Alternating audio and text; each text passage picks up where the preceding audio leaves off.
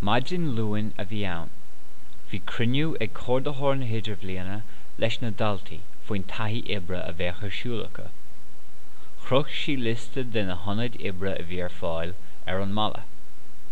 Dír sí orthú féchant ar an lista, agus dúirt sí go mbeadh 10 cainte acu lé an ládar gcionn, dá mbeadh ceistena acu.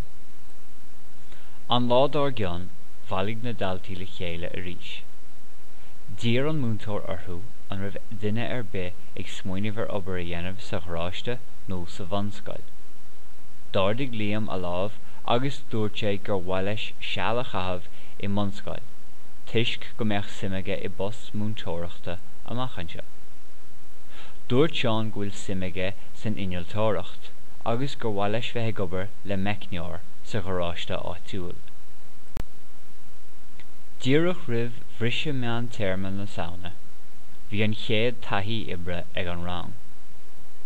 Ar an 9 chlog maidin luin, chuaigh Seán go dtí an gráiste, agus chuaigh Liam go dtí an bhanscoil. Bhuail Liam le príomhide na scoile. Chur an príomhide fáilte roimhe, agus dúirt sé leis go mbeadh sé ag cabhrú le múntóir na naonáin. Thosaigh Liam ag obair leis na daltaí.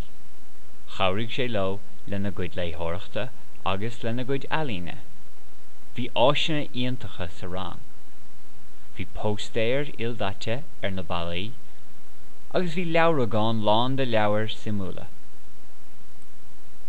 Sa ghráiste bhí an Pictiúr ag obair ar chár. Bhí seirbhís iomlán le déanamh. Cheap Liam go mbeadh sé ag cabhrú leis an Pictiúr ar an gcár, ach ní mar a hialtar bítear mar a deir an seanachal. Dír an Pictiúr ar an gráiste a scúba, agus buidéal ulla a chur ar na sealfanna. Bhí an-diamá ar Liam. Tar éis an bhriсе bhí cruinniú eile acu leis an gcordachóir Idirbhliaine. Bhí aiseolalas á lurgacha ar an taithí Oibre. Dúirt Seán gur bhain sé an-taitneamh as an seachtain ag obair sa scoil. Ní bhfeabhlaí do Liam.